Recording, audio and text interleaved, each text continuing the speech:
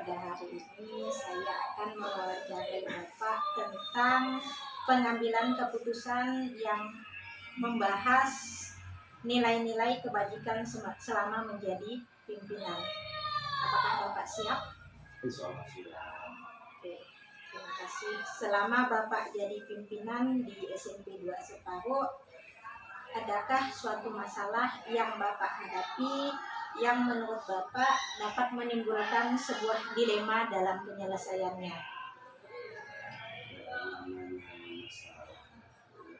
Ada dasarnya istiadat. Khusus untuk di sekolah kita SMP 2 Separuh ada masalah yang sangat urgent saya. Ini terkait masalah guru yang saya anggap melalaikan tugas. Tentunya saya selaku pimpinan harus bijak dalam menyelesaikan masalah tersebut.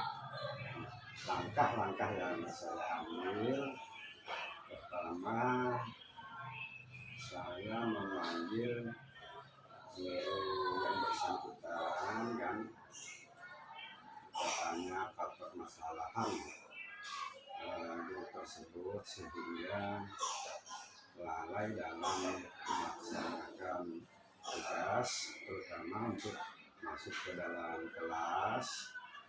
Selain itu, saya selaku pimpinan tentunya memberikan nasihat kepada guru tersebut, karena kita pada dasarnya adalah pelayan bagi siswa. Kalau misalnya di dalam kelas tidak ada guru, tentunya akan memperkeruh suasana belajar, kan gitu ya, baik di kelas itu sendiri maupun di kelas sebelahnya. Selain itu kan, selain menasihati kan, kita minta guru tersebut agar tidak mengulangi hal-hal tersebut, tentunya dengan sebuah perjanjian yang di atas fikih.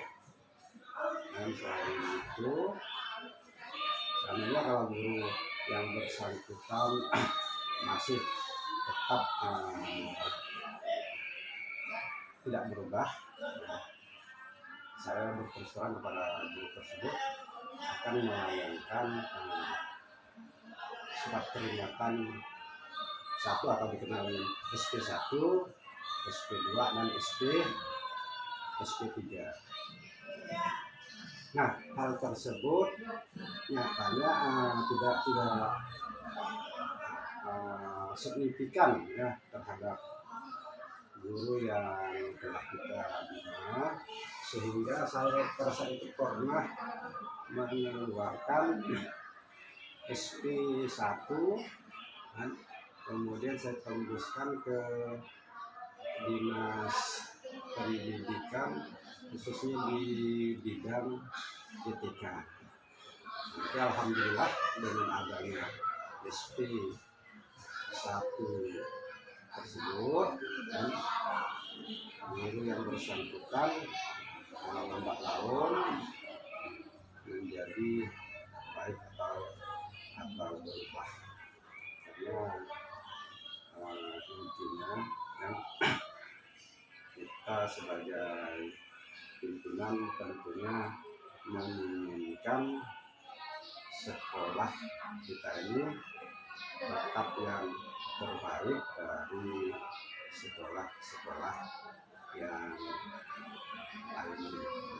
Selain itu memang dasar-dasar dari apa yang saya sampaikan mengacu ke regulasi yang telah ada kalau tidak salah itu PP nomor 53 kalau tidak salah tentang disiplin pegawai negeri yang disampaikan. Jadi berdasarkan dari yang Bapak ceritakan, keputusan apa yang Bapak ambil? Tentunya sebagai pimpinan harus bersikap tegas, Bu. Bersikap tegas karena kita ini kan sebagai aparat negara kan, aparat negara. Selain itu tentunya kita harus berkewajiban dalam arti melaksanakan tugas sesuai dengan aturan kan, baik aturan dari pemerintah maupun aturan yang telah kita sepakati di sekolah. Yang pertama itu kan mungkin kawan-kawan sudah tahu bahwa jam masuk kerja untuk di sekolah itu kan pukul 7.00 kan itu berakhir sampai pukul 12:30 kan di sekolah kita kan. Itu khusus untuk siswa, sedangkan guru kan bukan berarti siswa pulang lalu guru pun ikut pulang. Tapi intinya saya sebagai pimpinan kita tuh harus tegas ya dalam mengambil keputusan. Nah, kalau saya tidak tegas, artinya saya itu membenarkan hal yang tidak benar. Oke Pak, dari pembelajaran modul yang sudah saya belajar, dilema itu sebenarnya ada dua, Pak, yaitu dilema etika dan rujukan moral. Yang namanya dilema etika itu kebenaran lawan kebenaran. Kalau rujukan moral itu kebenaran lawan kesalahan. Kira-kira dari kasus yang Bapak ungkapkan masuk kategori yang mana, Pak? Yang pertama menurut saya kebenaran melawan kebenaran. Berarti dilema etika Ya, etika. Kita kan tetap mengacu kepada aturan yang berlaku. Oke. Dalam masalah ini, apakah Bapak langsung menyelesaikannya di tempat atau punya jadwal tertentu atau punya prosedur penyelesaiannya, Pak? Yang pertama memang kita melakukan teguran secara besaran, bisa ditanya kalau teguran tidak dihindarkan kembali ke awal tadi itu. Jadi kita panggil kan secara jadwal dalam arti kita beri surat, Bu, surat panggilan kan, artinya kan terjadwal kan kemudian tadi kita berbina dan tentunya pembinaan tersebut sampai menyinggung perasaan guru yang kita ambil kan. Ini kita tetap memperhatikan etika seperti itu.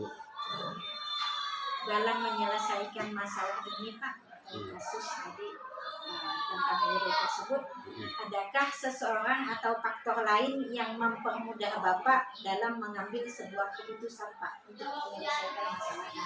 Ya, kepala sekolah itu kan, Bu, seperti yang ada di struktur organisasi kita kan, ada kepala sekolah, kemudian ada pengawas, ada komite, kemudian ada wakil kepala sekolah, dan kemudian ada dewan guru kan. Nah, dalam hal itu sebelum kita mengambil keputusan, tentunya kalau saya pribadi ya Bu ya, meminta semacam masukan, terutama kita minta kepada pengawas kan. Jadi pengawas tetap tidak kita tinggalkan karena beliau adalah bagian dari kita Bu. Selain pengawas, ketua komite, wakil kepala sekolah, walaupun misalnya keputusan yang akan kita ambil itu sudah ada, tapi tetap saya pribadi Bu tetap meminta pendapat kepada orang-orang tersebut, sehingga nanti kalau keputusan yang saya ambil itu salah, tentunya bisa dipertanggungjawabkan. Berarti berdasarkan pertimbangan dari Yeah. beberapa orang yang Yeah. yang berkepentingan di sekolah ini ya Pak ya, seperti pengawas, komite, wakil kepala sekolah dan sebagainya. Dari masalah yang dihadapi tadi, apa pembelajaran yang dapat dipetik Pak tentang masalah tersebut? Tentunya pengalaman itu adalah guru yang paling baik. Jadi tentunya kita selalu belajar dari pengalaman. Tentunya ke depan kita akan lebih bijak ya, di dalam mengambil keputusan, sehingga tidak menimbulkan dampak yang luar biasa Bu. Karena biasanya ya kalau salah mengambil keputusan, dampaknya akan lebih buruk Bu.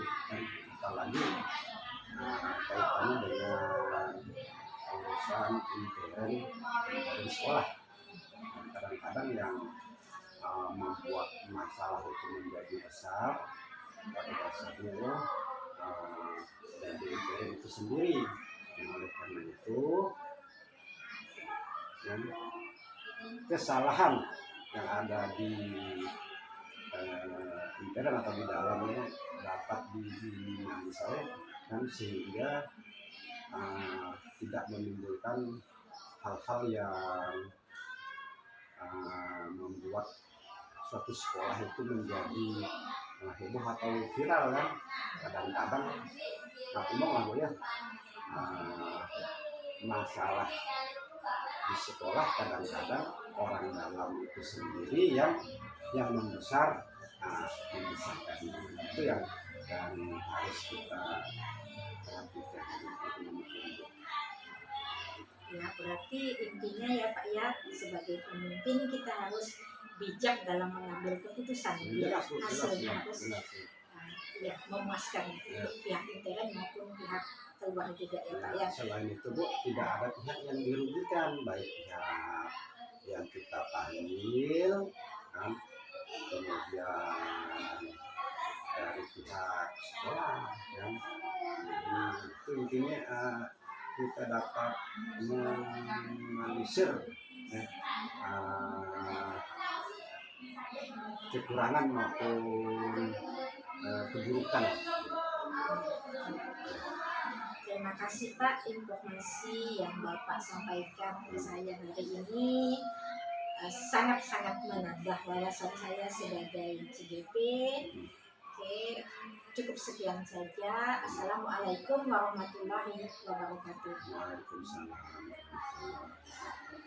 Sukses ya. Terima kasih.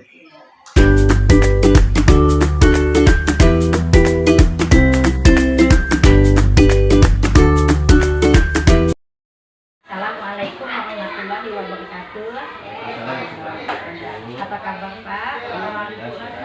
Hari ini saya akan mewawancarai Bapak tentang pengambilan keputusan berbasis nilai-nilai kebajikan sebagai pimpinan.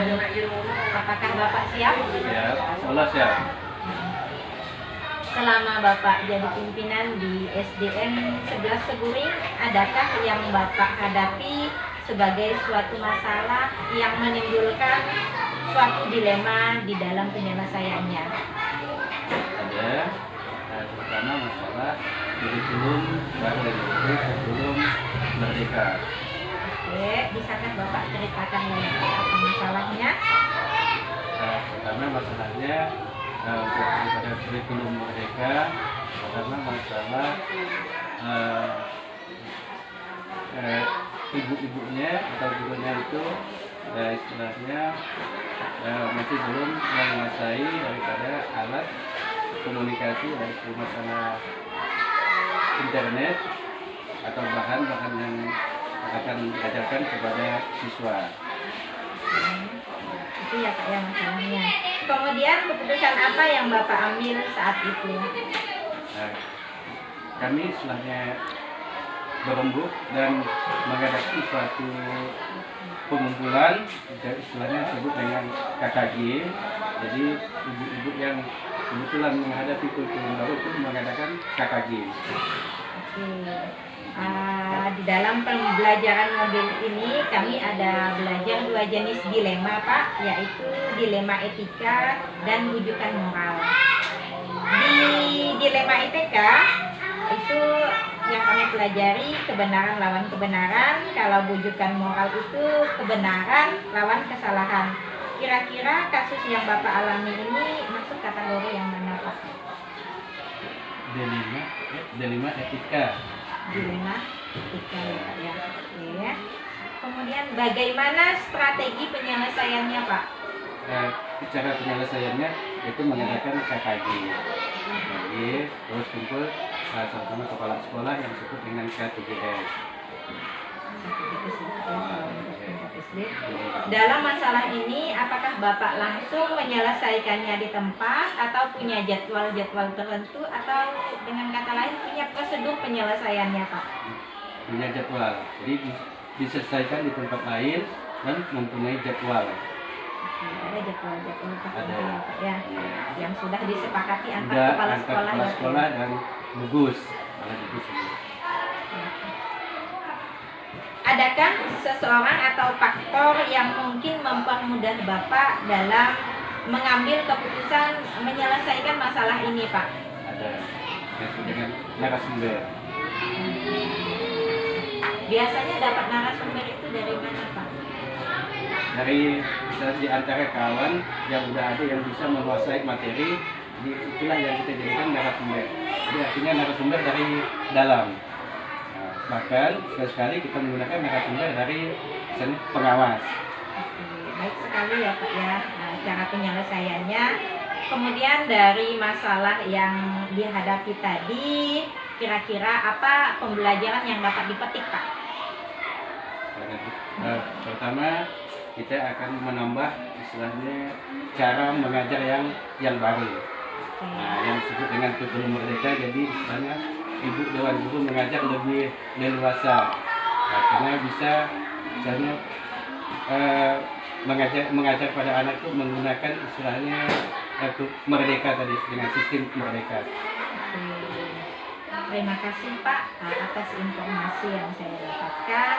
Mudah-mudahan apa yang Bapak kemukakan hari ini menambah wawasan saya sebagai CGP. Saya cukupkan sampai di sini. Assalamualaikum warahmatullahi wabarakatuh. Waalaikumsalam. Gimana?